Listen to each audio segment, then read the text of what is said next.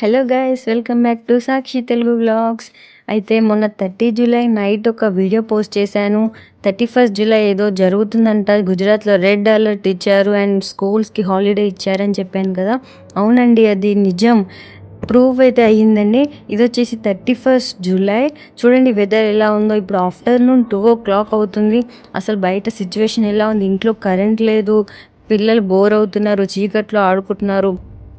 Afternoon ఎవరైనా candle వెలిగిస్తారా? మీరే అర్థం చేసుకోండి ఎలా ఉందో సిచ్యువేషన్.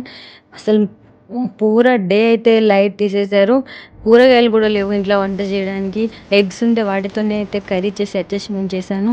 చూడండి మొత్తం గేట్ అంతా నిండిపోయింది. ఇందులోనే వింత వింత జంతువులు అయితే ఇంట్లోకి వచ్చేసాయి.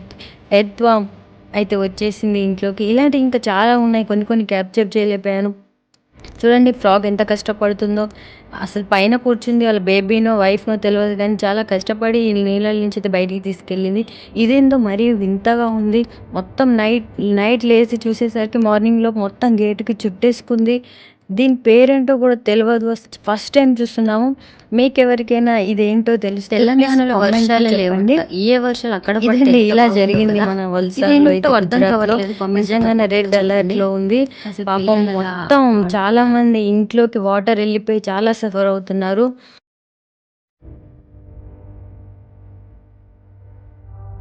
ఐ హోప్ మీకు ఈ వీడియో నచ్చింది అనుకుంటున్నాను. ప్లీజ్ వీడియో నచ్చితే షేర్ చేయండి, లైక్ చేయండి, సబ్స్క్రైబ్ చేయడం మాత్రం మర్చిపోకండి. నెక్స్ట్ వీడియోతో మళ్ళీ కలుద్దాం. Take care, bye bye.